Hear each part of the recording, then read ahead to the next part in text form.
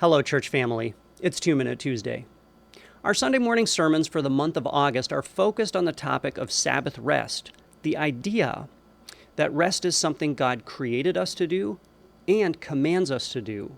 We are neither fully human nor fully obedient to God until we've adopted regular rest as a discipline, as an essential part of our lives. We were made for rest. We were also made for work.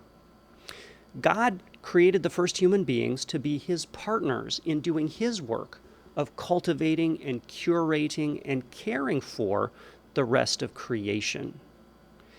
Within the context of that partnership, all of human work was fulfilling and joyful and pleasurable.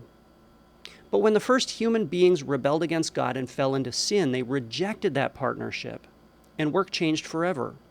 God told the first people, "The ground is now cursed because of you. It will produce thorns and thistles. Through painful toil and the sweat of your brow you will eat, and with painful labor you will give birth to children." Outside of our partnership with God, in other words, work became pain.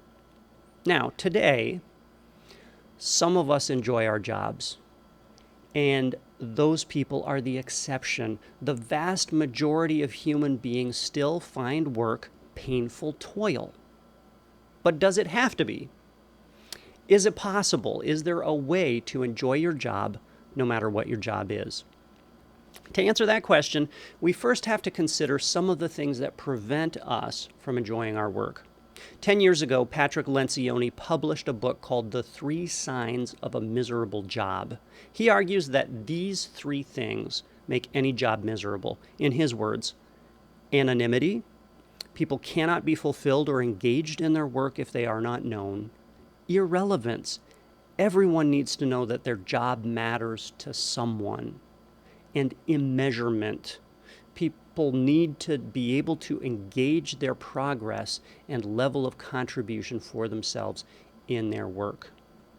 Of course, naming these 3 things doesn't seem that helpful if you are powerless to change the structural realities of your job, where you work, what you do, who you work with. But this is where our faith comes in. As Christians, we have these 3 basic convictions. God knows us and treasures us. We're not anonymous. God has a unique calling for every one of us that includes our work. Our work matters. And finally, God values everything that we do and ensures that none of our efforts is wasted because he applies our efforts to his eternal purposes. So even if we can't see the immediate fruits of our labor, we can trust that God is doing great things with the small things that we do every day. So the first step toward enjoying your job, any job, is trusting that God sees, knows, and values you and your work.